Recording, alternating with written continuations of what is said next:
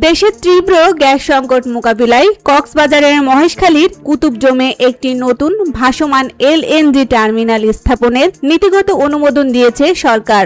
28 জুলাই অর্থমন্ত্রী আমির খসরু মাহমুদ চৌধুরীর সভাপতিত্বে অর্থনৈতিক বিষয় সংক্রান্ত মন্ত্রিসভা কমিটির বৈঠকে এই সিদ্ধান্ত নেওয়া হয়। চীনের China National Energy Engineering and Construction Company Limited CNEE প্রকল্পটির প্রস্তাব দিয়েছে।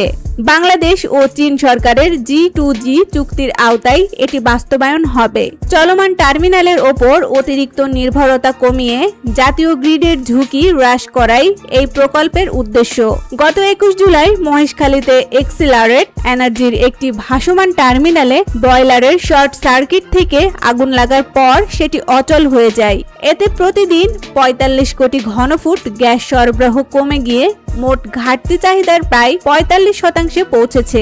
এর প্রভাবে ঢাকা, চট্টগ্রাম সহ দেশের বেশিরভাগ সিএনজি স্টেশন, আবাসিক গ্রাহক এবং গ্যাস নির্ভর শিল্প কারখানা সংকটে পড়েছে।